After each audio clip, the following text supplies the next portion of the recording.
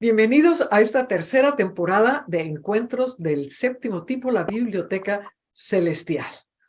Y Padre, queremos darte a ti las gracias por abrirnos el entendimiento. Queremos que tu Espíritu Santo sea en medio de nosotros, hablándonos, instruyendo al pueblo, Señor, que nos guardes, Señor, de toda palabra que no tiene que salir de nuestra boca, que tu espada llegue a partir de las coyunturas, los tuétanos, Señor, que sea tu espíritu el que hable a través de este programa. Y le damos la bienvenida al profeta Simón Aquino, a Ana Luceiro Platner y a Lorenza Méndez, que sean bienvenidos. Y vamos a empezar este programa continuando con lo que empezamos la semana pasada acerca de cómo fueron escritos los cánones de la Biblia. Entonces, yo quisiera darle el lugar a Simón, que Simón nos hables un poco de esta necesidad imperiosa de conjuntar libros. Sí, o sea, pienso que una reflexión que necesitamos hacer como iglesia, después de mirar la historia de la iglesia, yo creo que los hermanos que han leído la historia de la iglesia y hemos visto cómo hay diferentes canon, no solo el que tenemos nosotros. Hoy en día, por ejemplo, está el canon occidental, que es el que todos conocemos, Reina Valera 1960, pero resulta que incluso Cipriano y la primera traducción, digamos, la primera Reina Valera, por decirlo así, de 1500 y algo, incluía libros que hoy día no están en la Reina Valera. O sea, la primera traducción que se hizo al español fue incluyendo el libro de Macabeo, fue incluyendo el libro de Judith, por ejemplo, que no están hoy en día. Entonces los cambios han sido recurrentes, constantes. Por eso en el programa pasado yo hacía mención del compilado inicial que tuvieron los hebreos, que quedó hasta el tiempo de Jesús, fueron los rollos que cuando fue destruido el templo en el año 70, cuenta la tradición que fueron sacados y llevados a Bagdad, creo, si no me equivoco, para entonces rescatar el compilado de la ley, los profetas y los salmos y tenerlo ahí y desde esa base seguir copiando para la sinagoga de otros lugares porque ya no había templo. Ese era el primer, entre comillas, canon, aunque nunca se usó esa palabra. Luego vino el canon que todos conocemos, que vino ya en el tiempo de Constantino, o que vino ya con el tiempo de Irineo. Ahí comenzó otro compilado de libros con esta necesidad de estructurar qué leer y qué no. Pero después vienen los compilados, ahora, de los cismas de la iglesia, porque está luego el cisma de Occidente con el de Oriente, y vamos a encontrar que la iglesia ortodoxa rusa tiene otros libros. Vamos a encontrar que la iglesia copta egipcia tiene otros libros. Y vamos a encontrar que los occidentales nosotros tenemos otros libros. O sea, tenemos en general los mismos, que podríamos decir, por ahí nos paseamos todos, ¿verdad? Pero hay uno, dos o tres que son distintos. Y luego vienen, en nuestro caso como iglesia protestante, también otra forma, porque la Biblia Jerusalén que usan los católicos incluye a Judith, incluye a Tobías, por ejemplo, libros que no incluye la Reina Valera, que es ya de una corriente protestante, después de Lutero, que consideró que estos libros no era necesario tenerlos. Creo que todo el conflicto es en la palabra canonizar, porque canon como palabra es establecer una medida, ¿verdad? Canonizar ya implica hacer de esto, un poco lo que reflexionaba Lorenza en el capítulo anterior, de que con esta idea de la materia, como esta semillita de idea de la materia, ya no es solo un canon, ahora es algo digno de reverenciar. Ahora el libro debe ser reverenciado. Yo creo que ahí está el conflicto en realidad, porque en mi caso, yo sé que en el caso de los que estamos aquí, buscamos, leemos la escritura con hambre continua, porque queremos conocer más del Señor. Lo hacemos con fe, porque queremos profundizar en el conocimiento de Cristo y del Padre y de cómo todas las cosas se cumplieron en Él. Queremos hacer eso y en eso estamos. Y en ese sentido valoramos completamente lo que tenemos hoy por escritura, porque sabemos que fue difícil llegar a eso. Pero otra cosa es decir, esto es un Dios, este libro es un Dios, porque estoy sacando a Cristo de la ecuación. Otra cosa es decir, este libro es sagrado y entonces lo voy a abrir en el Salmo tanto ahí en mi casa y lo voy a poner encima de la mesa para que todos los espíritus se alejen. O sea, esa actitud es la que nos está destruyendo como iglesia, porque de paso esa gente no lee, simplemente usa ciertos versículos como una especie de tótem que lo voy a poner en un cierto lugar para que eche a los malos espíritus. Entonces no tiene sentido, no es lo mismo poner un versículo como el que tengo yo allá atrás, escrito, que lo cambio todos los meses según lo que el Señor me va hablando, pero es para mí, para yo recordar lo que el Señor me está hablando, que tenerlo ahí pensando que algún espíritu va a arrancar porque lo es. Entonces creo que esa pequeña línea es la que se rompió en cierto momento y en este objetivo de controlar el crecimiento de la iglesia, controlar lo que la iglesia piensa, por cualquiera sea la intención, aunque hayan sido las mejores, las más buenas, en este sentido, que la Iglesia Católica hizo muy bien, la de controlar, porque después vamos a ver en la historia que las Biblias van a ser en latín y nadie va a poder acceder a ella y se va a perseguir a los que las traducen porque no quieren que la gente acceda a la escritura. O sea, ¿de qué estamos hablando? De control. Básicamente es una forma de controlar. Entonces, cuando se produce esto de controlar, ya nos fuimos de la iglesia, nos fuimos de la idea de Jesús. Nos fuimos de la idea de Jesucristo llevando al Padre a las personas y nos transformamos en una estructura religiosa que lo que busca básicamente es preservar su propio poder. Bueno, estamos ante una reforma muy importante del entendimiento y de lo que es la vida del espíritu. Y queremos introducir verdaderamente cómo poder leer las escrituras de una forma viva, en una forma en que realmente sepamos qué es lo que el cielo está hablando para cada uno de nosotros. Estás hablando de cómo se formaron el canon que hoy tenemos.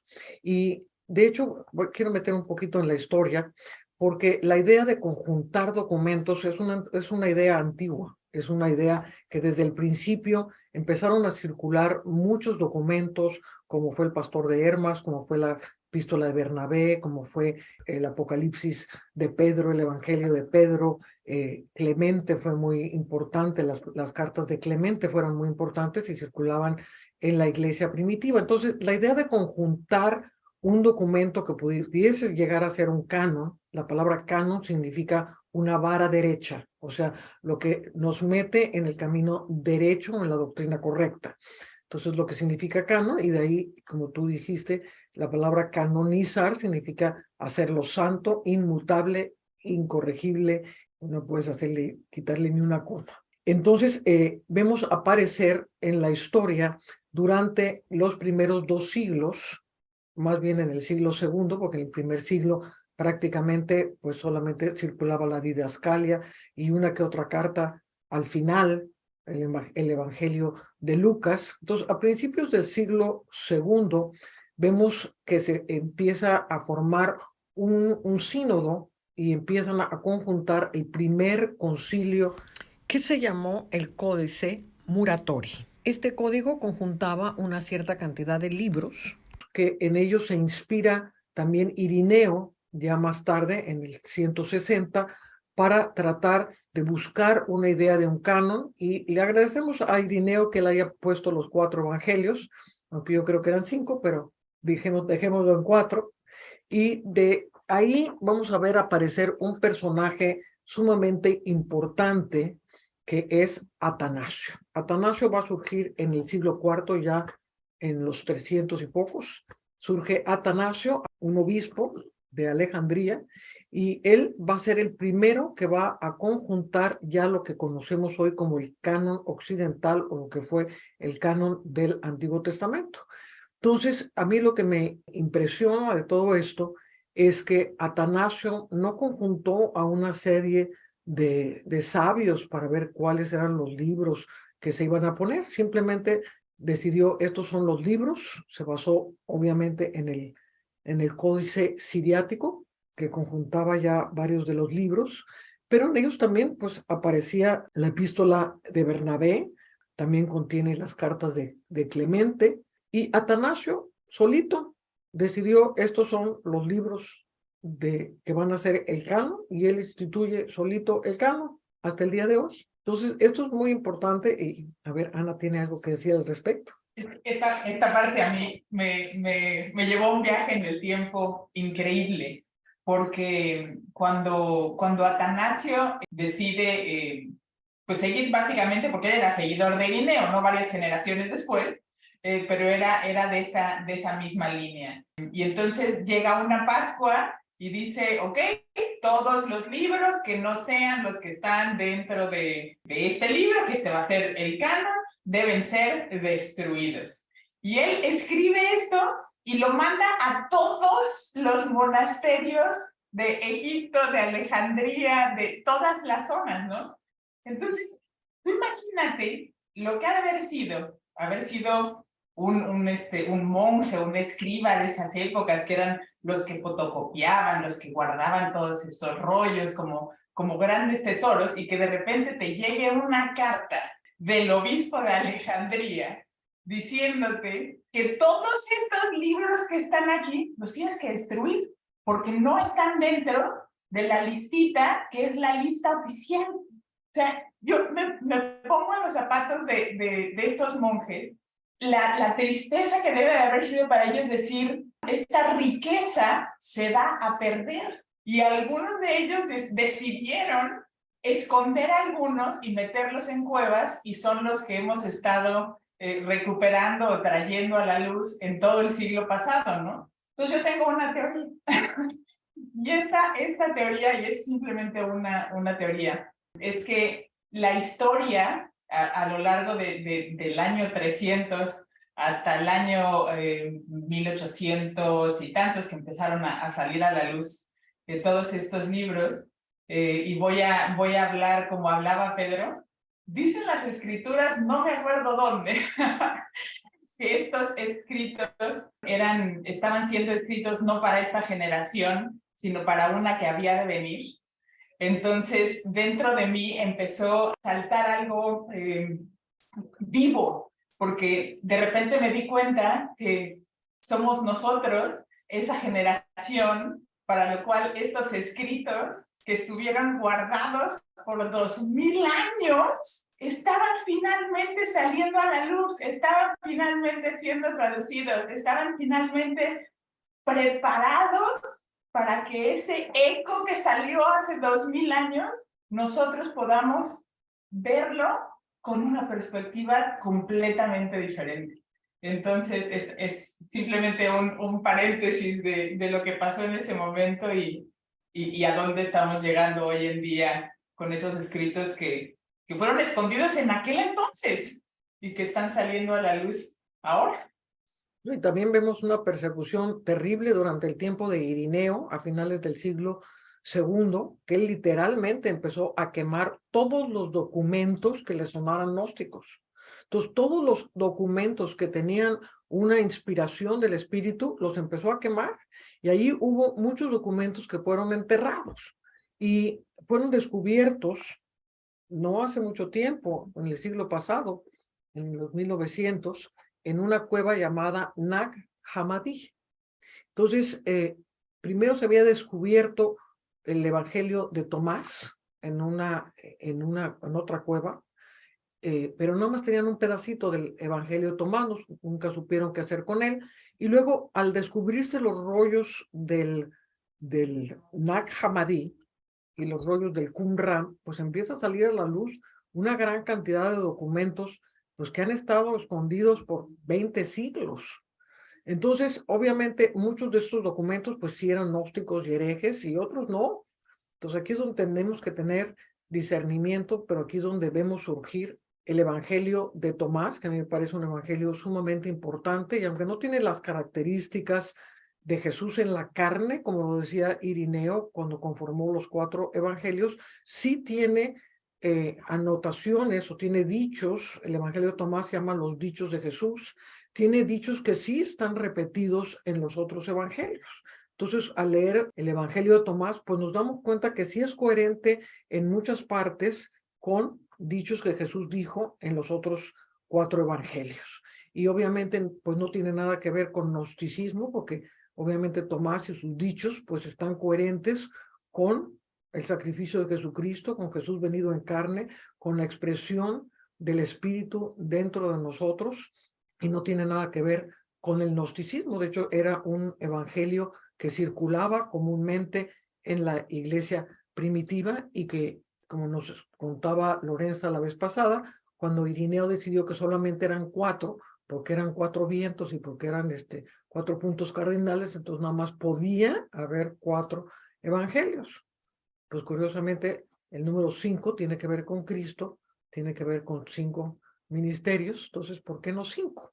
Dios no está sujeto a los números, sino que Dios puede haber tenido muchos otros evangelios que desconocemos hoy por hoy.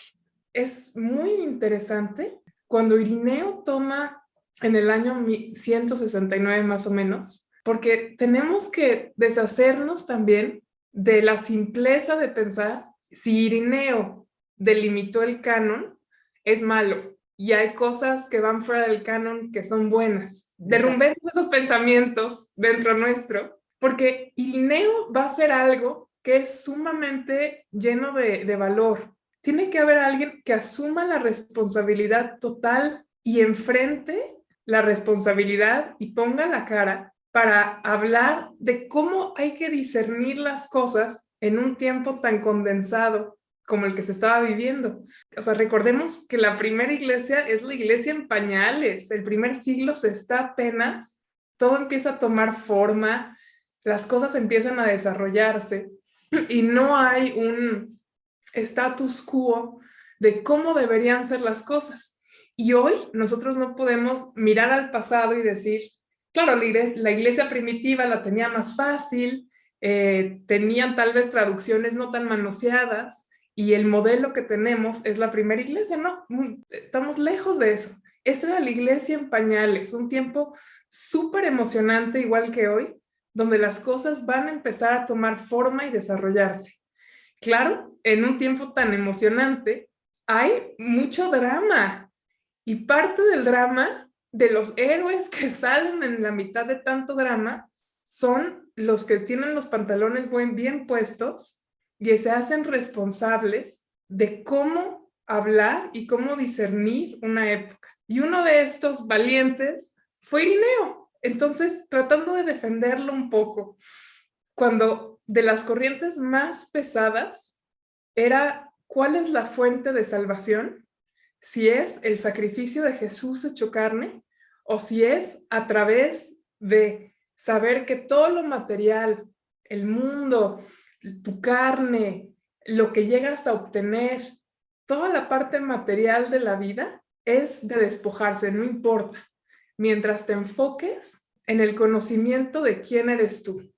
Interesante que ese punto es primordial y es uno de los puntos que también hablábamos todas las series. El conocer a Dios, claro que parte del autoconocimiento que tengas de ti mismo. Si te sabes un ser extraordinario, creado por Él, sobrenatural, lleno de capacidades porque Él te las dio, conoces a un Dios que es sobrenatural, lleno de capacidades. Entonces, si tenemos a este Irineo que tiene que contrarrestar esta corriente que va a ser de la vida, casi es una corriente que creo que da mucho lugar a todas las filosofías más asiáticas, que es un despojo total de lo material por enfocarte en la materia etérea de tu ser. Entonces, mientras la materia etérea de tu ser conozca, llegue, profundice, no importa cómo vivas en la carne, no importa que aceptes a un Jesús hecho carne o no, porque todo lo de la carne está en error y está condenado a corrupción. En cambio, Irineo se tiene que poner los pantalones y decir, mi Señor y Salvador, claro que se hizo carne. Además, Irineo era discípulo de Juan. Entonces, un Juan que habla del verbo hecho carne, tiene a un discípulo que habla, Jesús se hizo carne, y la fuente de salvación está en saber qué divino poder que en la carne pueda ser una vasija para el Hijo único de Dios, que se haga carne en esta tierra semejante a nuestras debilidades, y en eso y en su sacrificio está mi salvación. Entonces, ahora, gran problema que nos enfrentamos todos. Di esto en el contexto sumamente fuerte, entonces muchos te tachan de radical, conservador, cuadrado de mente, y aquí empieza la escritura a tener un rol, y tienes una opción. Utilizas lo que está escrito como un legado, como una herramienta que te va a dar la legitimidad de que tu argumento es correcto, o tratas de adentrarte en la escritura en que son dimensiones eternas que se abren, que hablan de realidades, que hablan de la persona de Dios y tratar de hablar de ello con cierta flexibilidad. Pero la época era sumamente densa. Entonces, en su persona tuvo que optar por delimitar las cosas, que hace todo mucho más fácil. Empieza a traer una regla para discernir, partiendo de algo hermoso, de que la carne no está sujeta a corrupción. Y ese es el gran misterio divino, que somos resucitados junto con Él, aún en carne, y que toda la materia puede ser levantada y ser dignificada. Entonces, cuando por tomar esa responsabilidad, Irineo se toma la opción de delimitar, empieza a argumentar desde las Escrituras y dice, así como Pablo le dice a Timoteo que se enfoque en la sana doctrina, él empieza a llamar que hay una sana doctrina del canon, un canon de la verdad. Y no solamente un canon de la verdad, pero además hay una verdadera predicación de los apóstoles. Y estos dos temas son sus argumentos de un escrito que él hace que se llama Contra las herejías, que es el que toma Atanasio para luego enviar esa carta de la que nos platicaba Ana. Ahora, parte de esa Contra las herejías, si hoy la tomamos también como un escrito, vamos a ver cosas preciosas que habla Irineo. Una de estas es la parte de la carne, que puede ser dignificada, y otra que me parece sumamente, creo que es un principio que todos los que estamos aquí tenemos. La escritura tiene que ser entendida también a partir de que la persona quien lo escribió porta una dimensión de Cristo. Entonces, él decía, si van a leer a Pablo o van a leer a Juan, sepan que Juan y Pablo eran personas inmersas en Cristo. Entonces, lo que están escribiendo, tienen que no solamente conocer a Cristo, conozcan que hay un Juan en quien está Cristo, y desde ahí traten de entenderlas. Entonces, hablaba un poco de cómo hay que leer la escritura desde dónde está escrita. Total, por la densa y dramática contexto de su época, tuvo que delimitar los escritos, los cánones, algo muy corto, que les llamó el canon de la verdad. Y de ahí, entonces, Atanasio hace ya el corte, uno de los cortes más brutales, con esta carta que nos dijo Ana.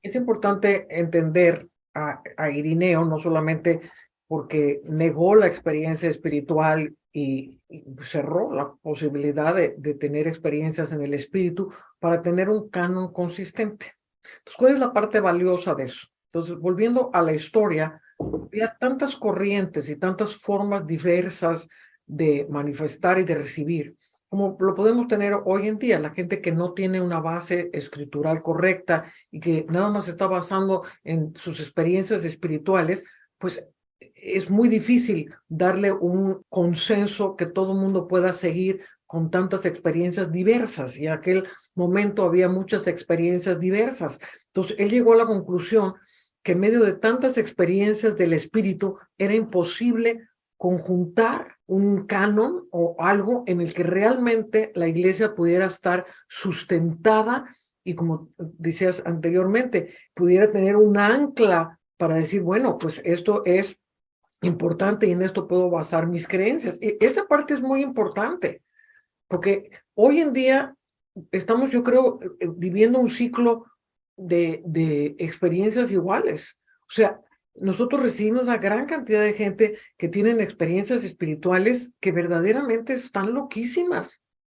Entonces, que no tienen un fundamento en la palabra, que no tienen un conocimiento de Dios. Muchas teologías que hoy tenemos que se predican como fundamento de la iglesia, especialmente en la escatología, ni siquiera están basadas en un conocimiento correcto de lo que dijo Jesús, todo a través del Antiguo Testamento. Entonces, como decías anteriormente, Simón, Jesús no puede establecer esto, lo que habla de mí la Escritura, y luego sacarse de la manga una cosa nueva que no tiene nada que ver con el Antiguo Testamento. Hoy nos estamos enfrentando a lo mismo, teologías, ideas que surgieron en el siglo XIX o que surgieron en el siglo XX y que no tienen realmente un fundamento escritural correcto. Entonces, esto mismo es a lo que se enfrentó Irineo, y quiso darle forma, y eso tuvo muchísimo valor. Irineo tiene cosas muy valiosas en cuanto a su cristología, en cuanto a su verdadero entendimiento. O sea, realmente fue un hombre inspirado que se amarró los pantalones y dijo, vamos a darle una forma, y si bien la forma limitó muchas cosas, también nos da un asiento de verdad y un asiento de seguridad que es digno de ser agradecido. Entonces, eso es importante que lo entendamos. Con Atanasio pasa exactamente lo mismo. O sea, le toca un periodo también donde todo se está moviendo y su forma de reaccionar es cortemos con todo, toda la hierba mala que aparezca de una vez, tirémosle fuego, quememos toda esta cosa. Y en esa forma de reaccionar, como ocurre también con Irineo, suprimen de experiencia en el espíritu que son verdaderas. Ahora, esto es muy parecido a cuando Moisés pone la vara en el suelo y su vara se transforma en una serpiente, y luego viene Janes y Jambres, ponen sus varas y hacen lo mismo, y entonces ahí está, ese era el problema de esa época. O sea, ¿cuál es la verdadera? Porque se parecen. Bueno, ¿cuál es la verdadera? Lo que había que hacer ahí era esperar que la del cielo se comiera la otra. Pero obviamente el ser humano tenemos esta tendencia a decir, no, aquí se está descalabrando todo, hay que hacer algo. Y sí, yo creo que de alguna manera todos estos esfuerzos llevaron a cosas que han sido de bendición para la iglesia. Vuelvo a reiterar, es una gran bendición tener hoy la Biblia que tenemos, o sea, con un montón de traducción y un montón de formas de leerla y de escudriñarla hasta lo más profundo, hasta la raíz de las propias palabras, cosa que no existía antes. Pero incluso, a propósito del ejemplo que está dando, Janes y Jambres no aparecen su nombre en los libros donde Éxodo. Entonces uno dice, ¿por qué el escritor de la epístola lo nombra? ¿De dónde sacó que se llamaban así? Bueno, de los escritos que estaban surgiendo alrededor de la iglesia, uno de ellos se llamaba Janes y Jambre y contaba cómo Moisés se enfrentó a los brujos. Entonces, por eso él dice, como los brujos, Janes y Jambre, bla, bla, bla. Entonces, eso era normal dentro de la iglesia, el poder fluir solamente con esto. Y obviamente las instrucciones que da Pablo acerca de cuando él empieza a hablar de cómo utilizar los dones, son instrucciones que se van dando a la par que la iglesia va avanzando en ciertas cosas. Y vuelvo a reiterar, el problema fue que los contextos de Irineo y el contexto de Atanasio fueron extraordinarios en el sentido del nivel de presión que había en esos contextos.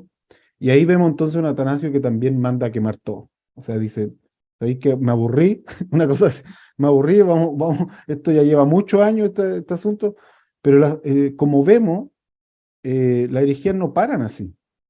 Y ese creo que es la lección, incluso si lo queremos traer a un tema muy congregacional, muy qué hago en mi iglesia, qué hago con el grupo de mi congregación, si estoy viendo que se están metiendo unas cosas raras. Ok, esto es lo que yo diría. Hermano, no trates de vencer la manipulación y la hechicería controlando. No funciona así. El control no vence a la hechicería. Lo que lo vence es la verdad. Expon la verdad para que entonces lo falso se muestre.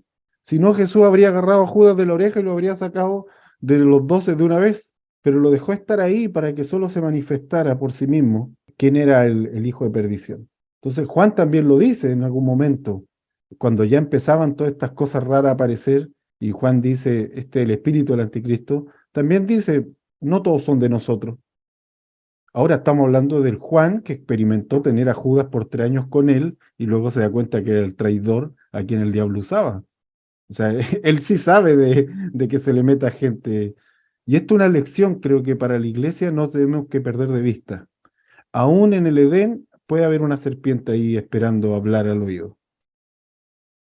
Puede estar todo maravilloso, puede estar toda la dimensión de Dios, la gloria, y siempre el diablo va a tratar de meter alguna cosa rara. Ahora uno dice, ¿por qué Dios no limitó a la serpiente a que no entrara al Edén? Bueno, porque esa serpiente va a pesar de alguna manera qué hay en nuestro corazón, qué es lo que hay dentro de nosotros finalmente. Y va a hacer la separación entre lo verdadero y lo que no es. Entonces, pero vuelvo a reiterar, a Atanasio le pasa esto, después en la historia uno va a ver que Atanasio sí tiene un deseo de conocer cómo opera el Espíritu Santo, y en su vejez, como comentábamos antes de empezar a grabar, en su vejez Atanasio termina escribiendo un libro acerca del Espíritu Santo que es hermoso, que cualquiera que lo leyera ya tiene un compendio de qué es el Espíritu Santo, no tiene que hacer ningún estudio, solo encontrar el libro de Atanasio y leerlo porque es un hermoso libro. Pero es el Atanasio que lo persigue Constantino, es el Atanasio que después de dar estas órdenes de quemarlo todo, termina en una cueva, conoce a ciertos mártires que están ocultándose en las cuevas y tiene otro tipo de experiencias con Dios, más relacionadas con el Espíritu Santo guiándolo, porque él ya no tiene el canon en la mano. Entonces, y eso es interesante. Yo soy una persona que en su momento se opuso a todo lo profético y apostólico cuando esto empezó a aparecer, porque me parecía muy raro, muy extraño, y tuvo que el Señor convencerme, porque los hermanos no me convencían con los argumentos que me daban. Entonces ahí voy con que los argumentos, la pelea de argumentos nunca va a ninguna parte, sino la exposición de la verdad, que es muy distinto a una pelea de argumentos.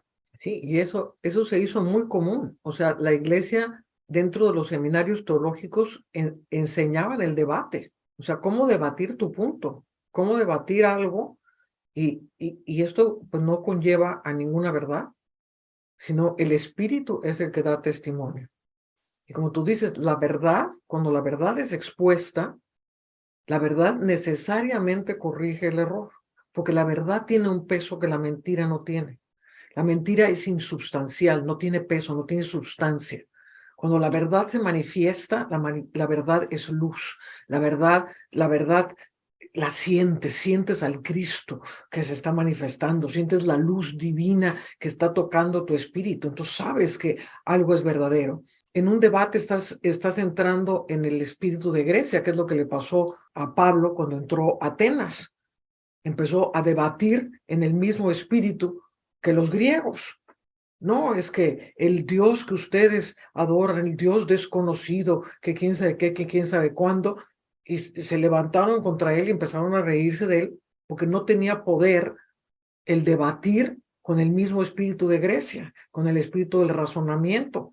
Y es uno de los grandes fracasos de Pablo, su entrada a Atenas. Después de esto va a escribir la primera epístola a los Corintios, donde dice, me he propuesto solamente conocer a Cristo y a este crucificado, y no basarme en el conocimiento humano, sino en la demostración del Espíritu y del poder de Dios. Amén. Entonces, el árbol de buen fruto, dice Jesús, por su fruto los conocerás. Y quiero verdaderamente hablarle a la gente, porque la gente verdaderamente ha dejado de ver el fruto. O sea, se van más por los títulos, se van más por la fama, se van más por el tamaño de una iglesia, porque alguien sale en televisión, que viendo el fruto.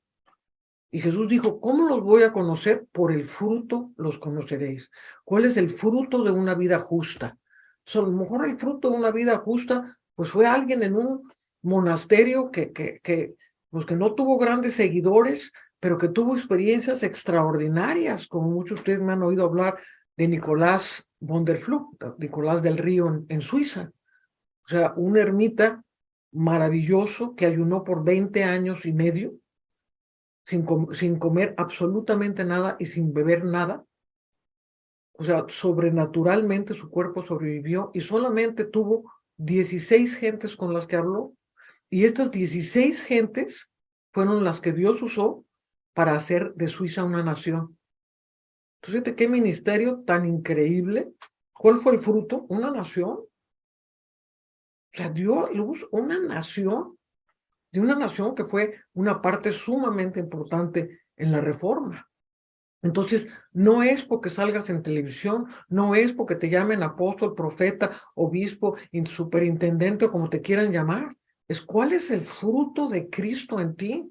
¿Cuál es la epístola viva que se está leyendo dentro de ti? Eso es lo que es importante. Y qué maravilloso el ejemplo también de lo que estás hablando acerca de Atanasio.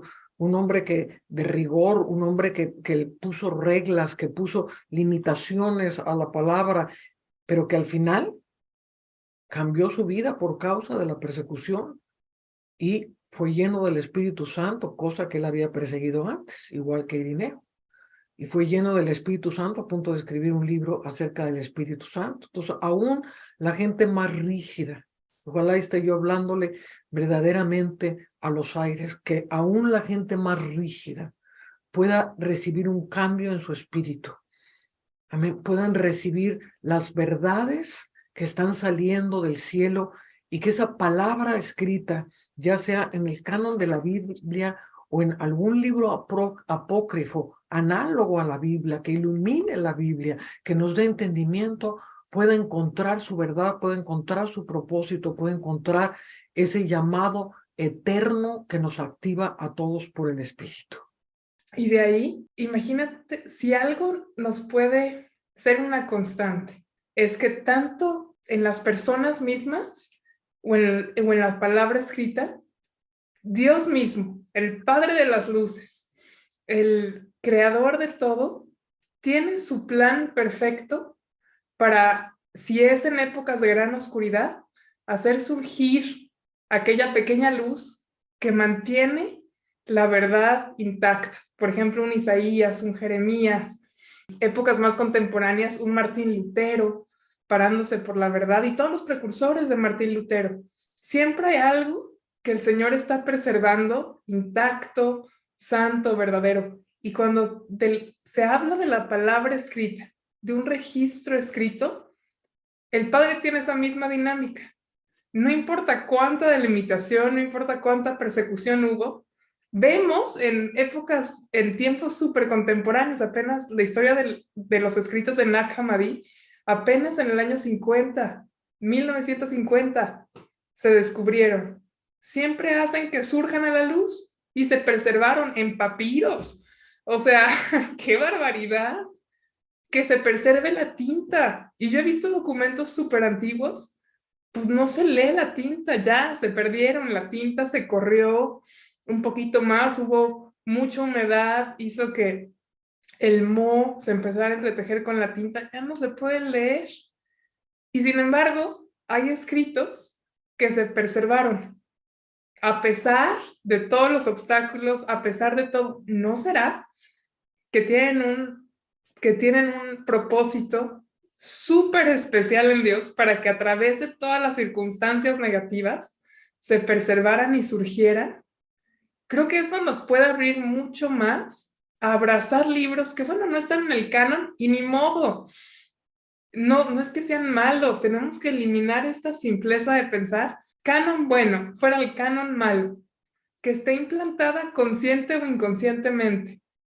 O decir canon malo porque deja fuera otros escritos buenos. Y así poder acercarnos realmente a escritos, a epístolas vivas, también en materia escrita, no nada más en el corazón, pero en materia escrita, que nos esperan, que nos aguardan, que nos están llamando a adentrarnos, a ser descubiertos.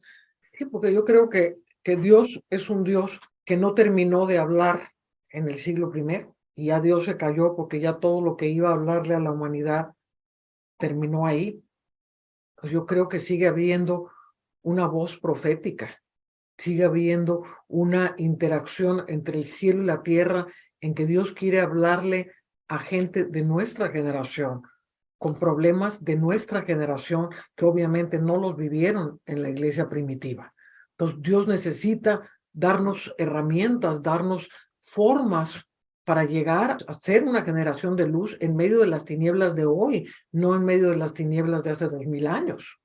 Entonces, por eso la palabra de Dios está viva, por eso la palabra de Dios sigue manifestándose y podemos recibir revelaciones maravillosas de parte de Dios que obviamente jamás de los jamases deben contradecir la palabra. Porque una palabra que contradice a la Biblia, bueno, pues la tenemos que poner en tela de juicio y eliminarla. Porque, como decía Lorenza, o sea, romper esa estructura de que si no está en el canon de la Biblia, entonces no puedo recibir nada de eso, es falso. Como también es falso decir todo lo que no está fuera de la Biblia, es un libro apócrifo, me puede ser de bien. Y aquí es donde viene uno de los fallos que yo veo más importantes en la iglesia de hoy, que es la falta de discernimiento. Y mientras estoy hablando esto, yo quiero orar para que verdaderamente el discernimiento de la palabra de Dios, el discernimiento del Espíritu, el que Dios nos abra el entendimiento para entender las Escrituras, para poder leer en ellas cada dimensión a la cual estamos siendo preparados. No todos están preparados para las mismas dimensiones. No todos tienen las mismas funciones. La multiforme sabiduría de Dios. Amén. Hay una multiforme sabiduría de Dios que se da a conocer, obviamente, de diferentes maneras, de diferentes expresiones, de diferentes cosas que tienen que ver con donde estamos también geográficamente plantados. Porque Dios no le va a hablar lo mismo a una gente en los Estados Unidos con la problemática de los Estados Unidos que se lo va a hablar a la gente que está en Cuba en medio de un comunismo o la gente que está en Marruecos en medio del islamismo más terrible. Entonces, tiene que haber palabra viva, palabra eficaz, palabra que sea viniendo del cielo, donde profetas verdaderos de este siglo podamos recibir de Dios para iluminar esta generación. Y eso es también muy importante entenderlo, y yo oro para que verdaderamente el discernimiento entre lo bueno y lo malo, porque hay tantas cosas que hoy, siendo buenas llamamos malas y siendo malas llamamos buenas, que se perdió el discernimiento. Se perdió el discernimiento por un encajonamiento dogmático que también se viene arrastrando desde los tiempos de Irineo y de Atanasio. Entonces, el dogma de la palabra, y solamente puedes pensar de esta manera. Y tomando precisamente esto que acabas de decir sobre el discernimiento, estos textos de los cuales hemos estado hablando en el capítulo de hoy de Nag Hammadi, no son un compendio, no son un libro, son diferentes rollos escritos por diferentes personas en diferentes tiempos, entre los cuales vamos a encontrar varas de Moisés, o a lo mejor varas de grupos, ¿no? Entonces es súper, súper importante este discernimiento y dejar que la verdad sea quien se exponga, ¿no? Para que todo lo que no tenga sustancia, pues sea completamente eliminado. Sí, y aquí es algo que es muy, una sabiduría común en el mundo. Entre más conozcas lo verdadero, más fácil te va a ser encontrar lo falso. O sea, por ejemplo, en un banco, pues entrenan a la gente a tocar y tocar y tocar los billetes verdaderos para cuando llegue un billete falso, este se siente diferente. Entonces, entre más estemos centrados en la verdad, y vuelvo a repetir, la imperiosa necesidad, el que tenga oídos que oiga lo que el Espíritu dice, es pónganse a leer las Escrituras, sean conocedores de las Escrituras, dejen que las Escrituras de la Biblia les hablen, tengan un fundamento verdadero en sus espíritus. Yo pondré mis leyes en sus espíritus, dice el Señor. Y la verdad de alguien que ha nacido del Espíritu es que las leyes de Dios están puestas en sus corazones, el temor de Dios está puesto en sus corazones, el discernimiento del Espíritu y el fruto del Espíritu son parte de su vida. Esto es lo más importante, porque el conocimiento mata, pero el Espíritu y el amor vivifican. Amén. Amén. De hecho, esa frase de Pablo, la letra mata, mas el espíritu vivifica, obviamente la está dando con respecto a esta misma idea de no discernir, porque en su momento Israel o el judaísmo, que se transformó en una religión aparte, que no tenía nada que ver con las leyes de Moisés y con lo que salió de las leyes de Moisés y el sacerdocio leví inicial, el judaísmo tuvo su propia ruta como religión, con fariseos, saduceos, etcétera, y hacen de la letra un dios, hacen de la letra algo que venerar. Y entonces Pablo, discerniendo esto y sabiendo por qué él había sido fariseo, les dice, la letra mata, mas el espíritu vivifica. Y sin embargo, mientras dice eso, cita la escritura. O sea, sigue citando la escritura. Porque una cosa no quiere decir que entonces no voy a leer. No voy a leer nada porque entonces la letra mata, como se pueda pensar. No, todo lo contrario. Léela, pero en el espíritu correcto. Léela, pero con fe. Léela buscando conocer más acerca de Jesucristo. O sea, yo le recomendaría a los hermanos primero leérsela completa. Si no se la ha leído completa, entonces ni se le ocurre a dar vuelta a otra cosa. Por favor, ¿de qué estamos hablando? Parta por leer la Biblia completa. y luego intente leerla en orden cronológico según cómo fueron apareciendo. También un buen ejercicio. Si ya ha leído completa la Biblia, va a aparecer que Job fue escrito de los primeros, o fue encontrado, digamos, los más antiguos son de Job, y así vamos a encontrar salmos que son más antiguos incluso que ciertos libros que nosotros pensamos. Vamos a encontrar, por ejemplo, no sé, que Esther es un libro que fue escrito muy tarde después de lo que ocurrió realmente. Las cartas también en orden cronológico y no como están en nuestro orden inicial, porque profetas mayores y profetas menores están casi por cantidad de lo que escribieron, pero no en orden cronológico. Entonces, hacer este ejercicio mínimo, yo creo que mínimo, porque si llevo 5 años en la iglesia, mínimo tengo que haberlo hecho en algún momento, me da facilidad para entonces seguir escudriñando en otras cosas. En mi caso, por ejemplo, que me gusta mucho el libro de Enoch, no solo lo leí y hice mi anotación y luego me rayé hablando de Enoch. No, agarré el libro de Enoch, lo leí un par de veces, lo revolví a leer y luego empecé a ver dónde cada frase que él decía estaba realmente ubicada con cosas que estaban en la escritura. Y entonces por eso ahora yo sé que por lo menos el 80% de Enoch uno puede encontrar analogía directa en la escritura. Entonces, ahí es donde yo puedo decir, ok, esto no se contradice con lo que Jesucristo dijo, no se contradice con lo que los profetas dijeron, no se contradice con los salmos, no se contradice con la ley. Está todo ahí, incluso haciendo referencias claras acerca de esto. Si nosotros tenemos ese mínimo ejercicio, obviamente libros extras que van apareciendo, como lo que comentaban de los que aparecieron en Qumran, los que aparecieron en los rollos distintos que van saliendo, como son de distintos autores, algunos incluso entre ellos no se llevaban bien. Entonces, lo que ocurre es que voy a tener discernimiento porque no tengo el contexto histórico de cuándo se escribió y cómo, pero voy a tener el discernimiento para poder decir si esto viene del cielo y me está ayudando o esto no tiene nada que ver con lo que Dios dijo, con lo que Jesucristo habló y con lo que espera de la iglesia. Exactamente. Volvemos a recalcar la importancia del conocimiento de la historia. Entonces, si no conozco la historia, si no conozco el contexto, si no conozco al personaje que escribió, pues va a ser muy difícil entender lo que dijo. Entonces, es muy importante que si vamos a liderear, y llamo a aquellos que son llamados a ser maestros, a ser líderes, que Dios verdaderamente está cuestionando por qué creemos lo que creemos, de dónde lo sacamos, de dónde salió. O sea, lo recibiste de alguien, pero nunca lo cuestionaste.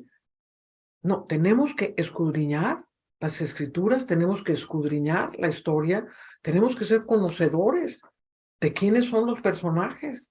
Las más grandes abominaciones que yo oigo hoy en día es que Pablo tiene una forma de pensar muy clara y la gente pone pensamientos de Pablo.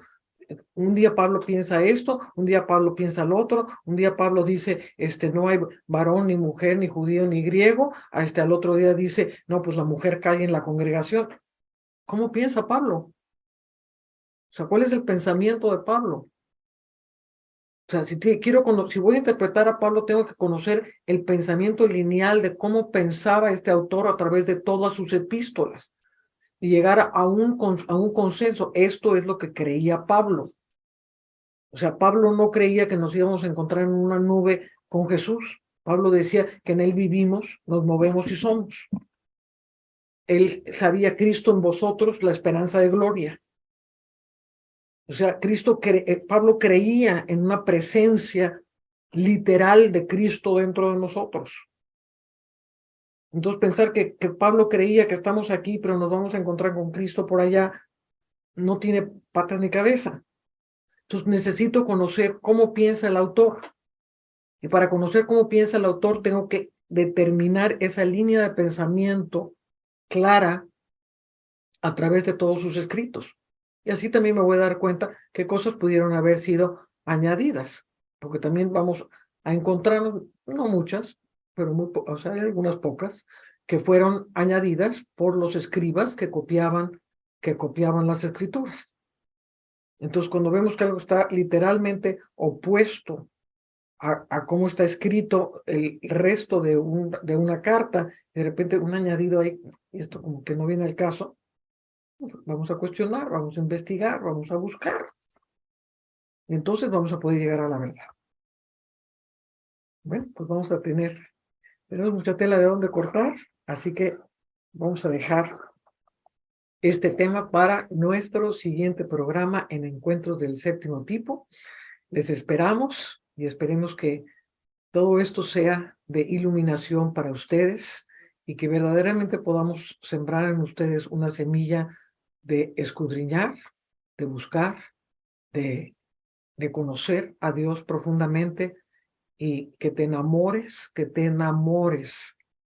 de la palabra escrita, porque es el tesoro más grande con el que podemos contar. Y aquilatarlo, pues es una cosa muy, muy valiosa, cosa que la iglesia primitiva no tuvo. La iglesia primitiva no tuvo esto. Nosotros sí lo tenemos y es un regalo de Dios que no lo podemos tener en la biblioteca, sino que es para leerlo, para conocer verdaderamente a Dios. Así que bueno, pues nos vemos la próxima semana. Dios les bendiga.